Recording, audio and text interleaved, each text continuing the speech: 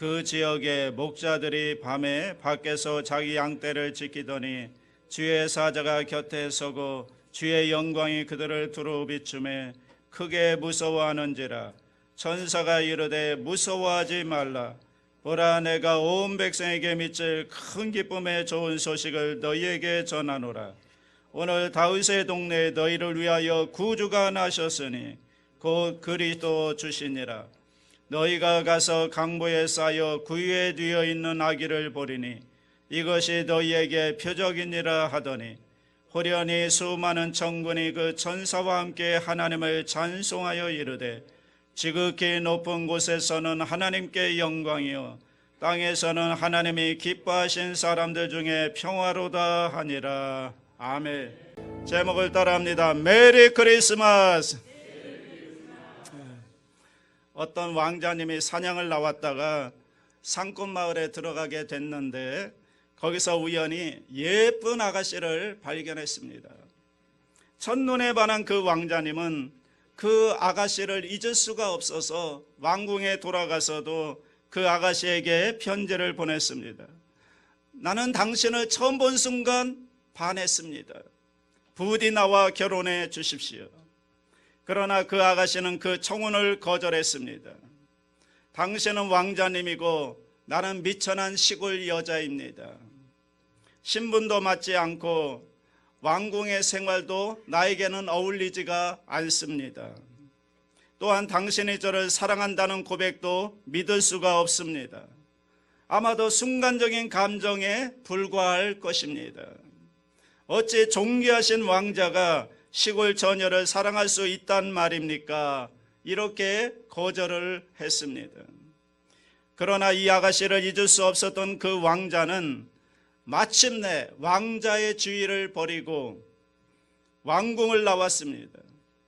일반 백성이 된 그는 아가씨가 살고 있는 동네로 와서 대장간의 목수가 되었습니다.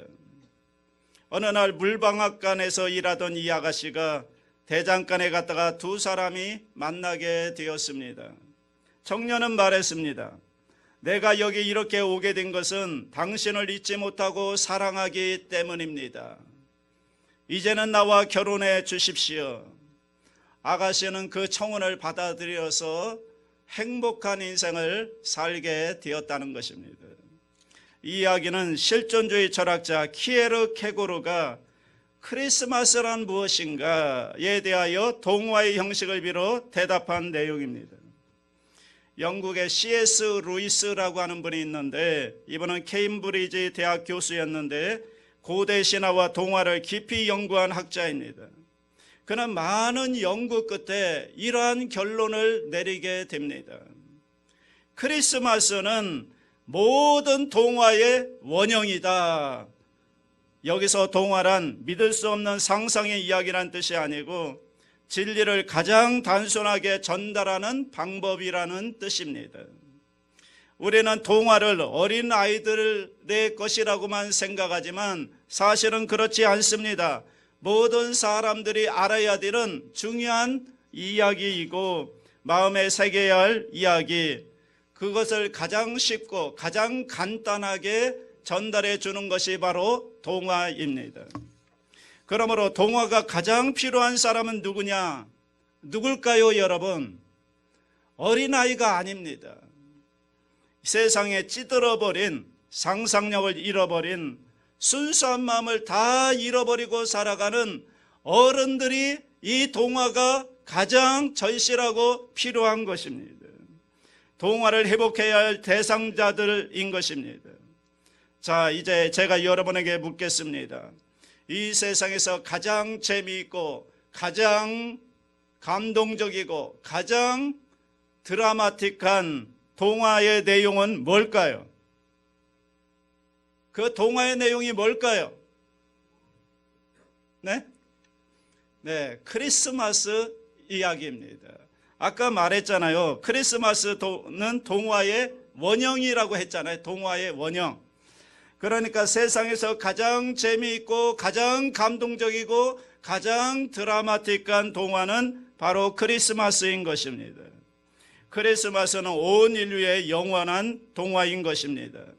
저는 이런 질문을 받은 적이 있습니다. 목사님, 성탄절이 어떤 것인지 저는 알겠는데 설명을 하려니 참 어렵습니다.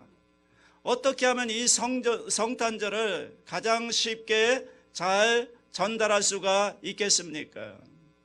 그래서 저는 오늘 본문의 말씀을 펴놓고 이렇게 이야기를 했습니다.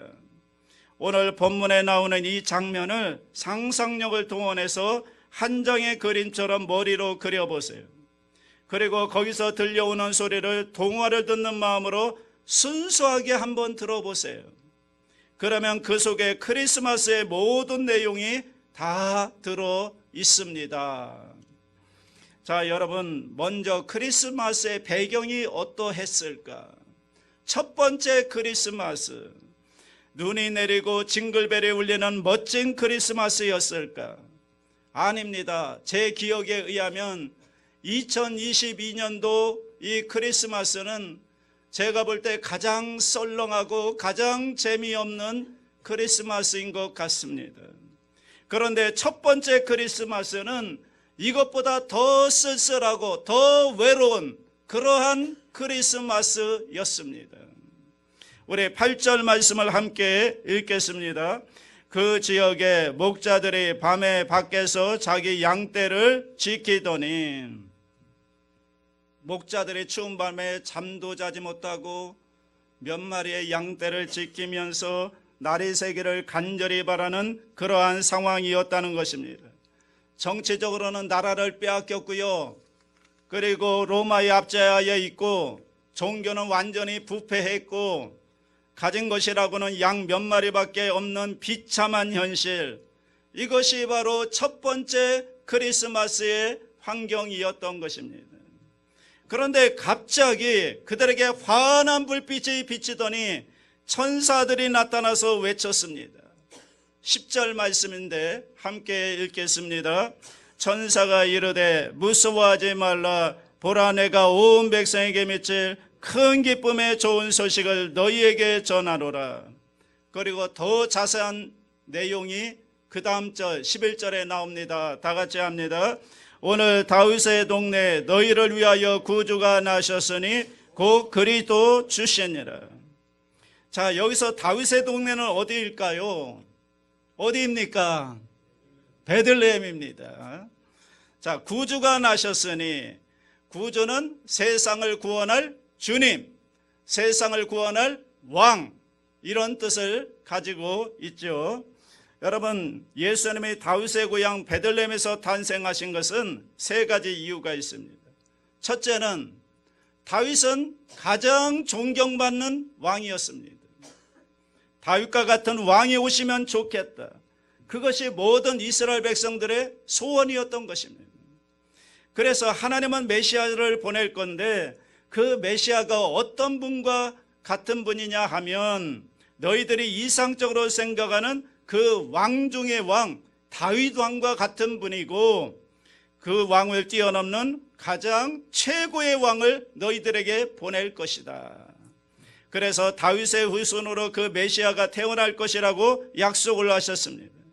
그러니까 다윗은 오실 메시아의 예표였던 것입니다. 여기서 다윗을 언급하는 이유는 예수님은 위대한 왕이라는 것을 말하고 있는 것입니다. 두 번째, 베들레헴은 다윗의 고향이기도 하지만 이 베들레헴의 뜻이 중요한 것입니다. 베들레헴, 벳레헴이라는 히브리어인데 벳은 집이라는 얘기고 레헴은 떡이라는 말입니다. 그래서 벳레헴은 떡집이라는 뜻입니다. 그러니까 그 왕이신 예수님은 떡이 되기 위하여 오셨다는 것입니다. 여러분, 우리 육신은 여러분 음식을 먹어야 살지만 우리의 영혼은 예수님을 먹어야 사는 것입니다. 믿습니까? 그래서 예수님은 생명의 떡으로 우리에게 주시기 위해서 이 땅에 오셨다는 것입니다. 그게 베들레헴의 진정한 뜻입니다. 세 번째, 그런데 이 베들레헴에서도 예수님은 어디에 탄생하셨느냐 하면 말 구유에서 탄생하셨습니다. 12절에 나옵니다. 같이 읽읍시다. 너희가 가서 강보에 쌓여 구유에 뉘어 있는 아기를 보리니 이것이 너희에게 표적이니라 하더라. 구유에서 태어났습니다. 구유가 뭐죠? 말 밥통입니다. 말 밥통이라는 것은 말에 밥이 되기 위하여 태어났다는 것입니다. 여기서 말이란 눈으로 볼 수 있는 말이기도 하지만 상징적인 용어입니다. 그래서 다윗은 시편 32편 9절에서 이렇게 말했습니다. 다 같이 읽습니다. 너희는 무지한 말이나 노새같이 되지 말지어다. 그것들은 재갈과 굴레로 단속하지 아니하면 너희에게 가까이 가지 아니하리로다. 그러니까 이 말이란 재갈과 굴레로 쓰여서 잡아당기지 않으면 끌려오지 않는 불순종의 상징을 말로 표현한 것입니다. 그럼 불순종하는 인간들을 위해 오셨다는 거예요. 다시 말하면 다윗보다 더 위대한 왕, 영원하신 왕, 세상을 구원하실 왕이 말과 같이 무지하고 말을 듣지 않는 불순종하는 인간들을 위해서 이 땅에 생명의 떡으로 오셨다는 것입니다. 이게 크리스마스의 메시지입니다. 자, 그런데 왜 이것이 온 세상 백성들에게 큰 기쁨의 소식이 되는 것인가? 여러분, 기쁜 소식은 사람마다 다 다릅니다. 자, 아픈 사람에게는 기쁜 소식이 뭘까요? 치유받고 병이 낫는 것, 건강한 것이 기쁜 소식입니다. 그럼 배고픈 사람에게는 배부름이 기쁜 소식이겠죠. 그리고 누군가 기다리는 사람에게는 누군가 기다리는 사람이 온다는 것이 기쁜 소식일 것입니다. 그런데 온 세상 사람 모두에게, 온 인류가 모두에게 진정한 기쁜 소식이 뭐냐? 모든 사람에게 필요한 것이 뭐냐? 모든 사람의 죄를 해결하는 것입니다. 왜냐하면 모든 인간은 죄인이기 때문에 이 죄 문제를 해결한다는 것이 가장 큰 기쁜 소식인 것입니다. 그래서 죄인들의 죄 문제를 해결해 주는 것, 그래서 의롭다함을 얻게 하는 것, 그래서 하나님의 자녀가 되게 하는 것, 여러분 영원한 생명을 주는 것, 이것이 모든 인간에게 필요한 것이고 절실한 것입니다.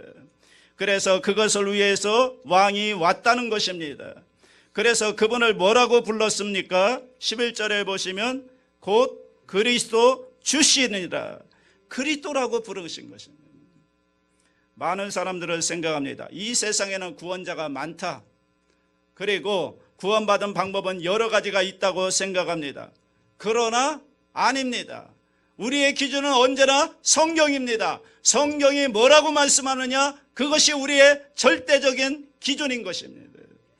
성경은 말합니다. 하나님이 한 아기를 보내시고 그 아기가 베들레헴 말구유에 탄생하실 것인데 그 아기 외에는 진정한 구원자가 없다는 것입니다. 이게 성경의 결론인 것입니다. 여러분, 다른 방법의 구원의 길은 없습니다. 있었다면 하나님이 우리에게 주셨겠지만 없습니다. 그러나 죄에서 해방되고 영생을 얻는 것은 인간에게 가장 필요한 것이지만 이것은 인간 스스로 만들 수도 없고 인간 스스로 해결할 수도 없고, 여러분, 구원은 하나님으로부터만 와야만 하는 것입니다. 그런데 그 구원을 이 아기를 통해 이루겠다고 하나님은 약속을 하셨고, 구약 수천 년 동안 한 아기를 통해서, 메시아를 통해서 우리의 구원을 이룰 것이라고 약속을 하셨고, 그리고 마침내 그 아기가 베들레헴에서 탄생한 것입니다. 그게 바로 성탄절인 것입니다. 그래서 그 아기의 탄생은 온 백성에게 미칠 큰 기쁨의 소식인 것입니다. 저는 가끔 이런 생각을 합니다. 모든 세상 사람들은 수험생이다. 시험 보러 시험장에 들어가는 수험생과 같다. 그 시험의 문제가 뭐냐면 나는 누구인가? 역사의 목적은 무엇인가? 미래는 어떻게 되는 것일까? 우리가 죽은 다음에는 어떤 일이 벌어질까? 이것들이 시험 문제입니다. 그런데 이 문제는 인간이 절대로 풀 수 없는 문제입니다. 그래서 시험은 보러 가긴 가야 되겠는데 이 문제에 대한 해답을 모르기 때문에 시험 보러 가면서 두려워하고 불안해하고 떨리는 마음, 막막한 마음으로 시험장을 향해 걸어가는 것이 바로 인생이라고 생각합니다. 그런데 만약 그 사람에게 해답을 가르쳐 준다면, 그래서 그가 그 시험장에 그 문제에 대한 해답을 알고 들어갈 수만 있다면 얼마나 기쁘게 그 시험장을 향해 걸어갈 수가 있겠습니까? 그렇다면 그 해답이 뭐냐는 거예요. 우리의 인생의 모든 문제 해답이 뭐냐는 거예요. 그게 바로 복음인 겁니다. 복음. 너희를 위하여 구원할 분이 오셨다는 것입니다. 인간이 풀어낼 수 없는 문제를 스스로 풀어내 주시기 위하여, 인간이 스스로 해결할 수 없는 문제를, 그 문제를 해결해 주시기 위해서 직접 하나님이 사람이 되어 이 땅에 오셨다는 것입니다. 여러분, 이것이 해답입니다. 그래서 탄생하신 아기는 이 세상의 모든 문제를 푸는 해답, 열쇠가 예수님이신 것입니다. 그래서 그분이 탄생하셨다는 소식은 온 세상에 미치는 가장 큰 기쁨의 소식이 되는 것입니다. 그런데 여기 보니까 그 아기가 강보에 포대기에 쌓여 있다는 겁니다. 이것이 표적이란 말입니다. 표적이란 겉으로 볼 때는 단순한데 그 속에는 깊은 의미가 들어있는 것을 표적이라고 말하는 것입니다. 이 아기가 표적이다. 무슨 뜻이겠습니까? 눈에 보이는 것은 겉으로 볼 때는 아기밖에 안 보여요. 그런데 이 아기 속에는 엄청난 것이 들어있다는 것입니다.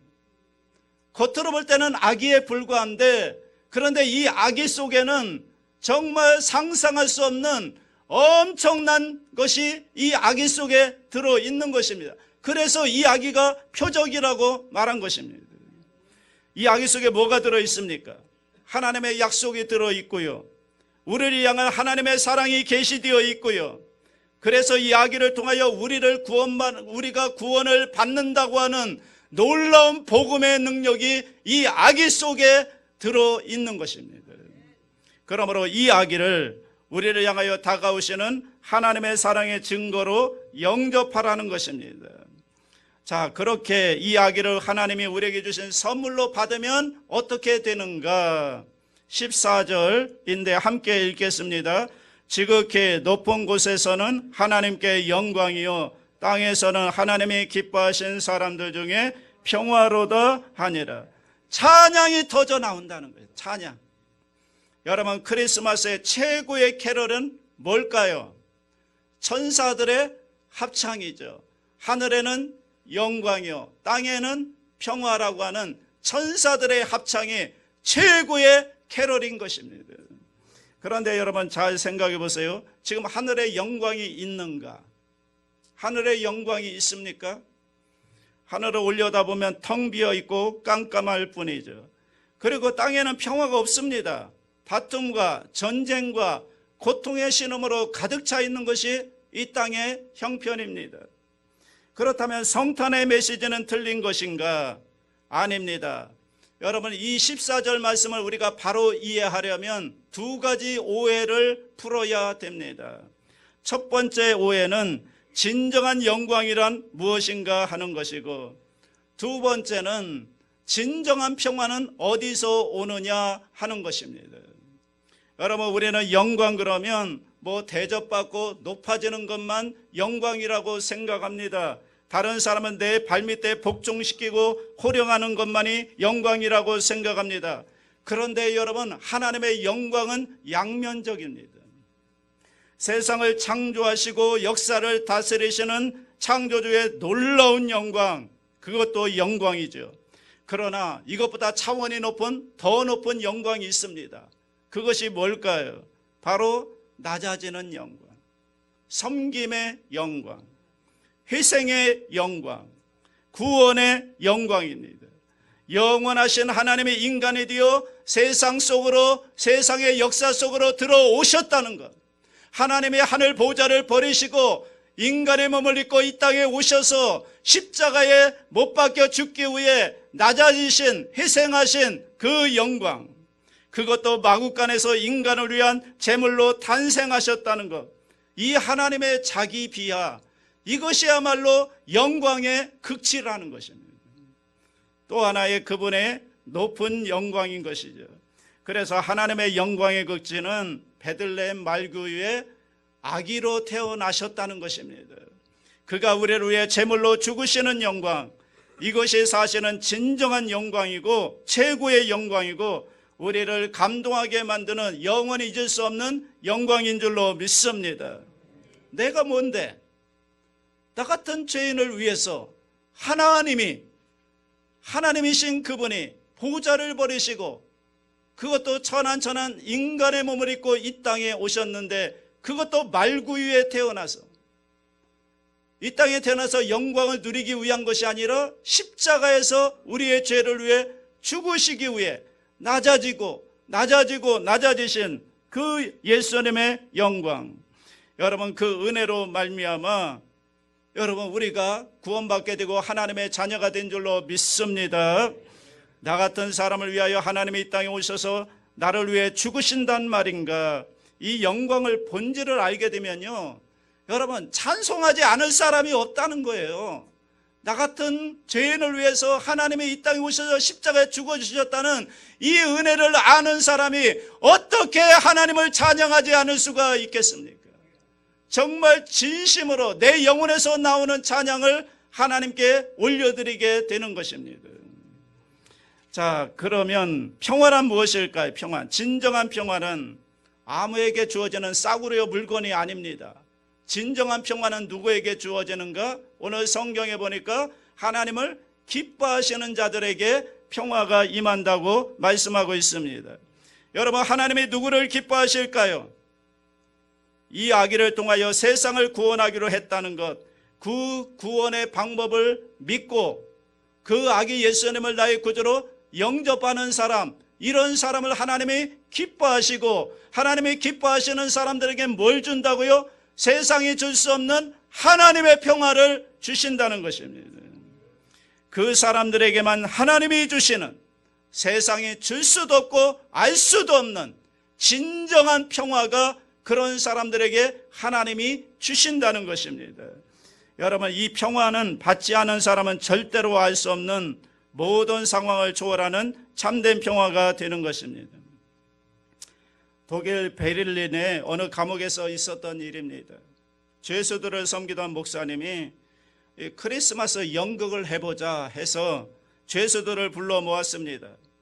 14명의 죄수가 모였는데 연극 대본을 만들고 연극을 준비하고 연습을 했습니다.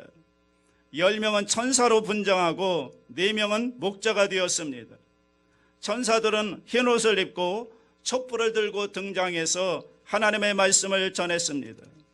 목자들은 갑자기 나타난 환한 불빛을 보고 무서워했고, 천사들의 찬양 소리를 듣고 기뻐했다는 오늘 본문의 이야기를 그대로 연극으로 만들어서 그들이 연극으로 바꿨습니다. 그래서 공연을 했습니다. 그런데 공연이 끝난 후에 사형수 한 사람이 이렇게 고백을 했습니다. 저는 도둑질을 하다가 현장에서 발각되자 사람을 죽이고 들어온 사형수입니다. 처음에는 감옥 생활이 너무 따분해서 연극에 동참했습니다. 그러나 연습하는 동안 나는 깨달았습니다. 내가 바로 목자였다는 것을. 나는 어둡고 추운 들판에서 몸을 웅크린 채 죄와 죽음과 무의미와 낙심의 깊은 밤에 빠져 있었습니다. 그런데 천사가 와서 나에게 기쁜 소식을 전해 주었습니다. 오늘 너희를 위하여 구주가 나셨다. 그 소리를 듣는 순간 내 마음은 기뻐 뛰었습니다. 나를 구원하기 위하여 예수님이 오셨구나. 나를 위하여, 나 같은 죄인을 위하여 예수님이 이 땅에 오셨구나. 그것을 깨닫는 순간 내 마음은 마구 뛰기 시작했습니다. 그리고 그 이전에는 전혀 경험하지 못했던 참된 평화가 찾아왔습니다. 이 말씀은 나를 위한 말씀이구나. 그래서 처음에는 연극이었지만 이제는 나의 고백이 되었습니다. 나는 이제 며칠 후면 형장의 이슬로 사라질 것이지만 이 복음을 들은 내 영혼은 활짝 열린 하늘을 바라봅니다. 그리고 아들을 보내신 하나님의 영광이 내 가슴에 가득합니다. 여러분, 이제 우리 모두가 목자가 되어서 오늘 본문에 나타난 현장으로 들어가 봅시다. 그리고 천사의 소리를 들어봅시다. 그 큰 기쁨의 소식을 듣고 이 속에 담겨있는 하나님의 영광을 느끼고 세상이 알지 못하는 참된 평화를 우리 모두 가슴에 가득 채울 수 있기를 주님의 이름으로 축원합니다.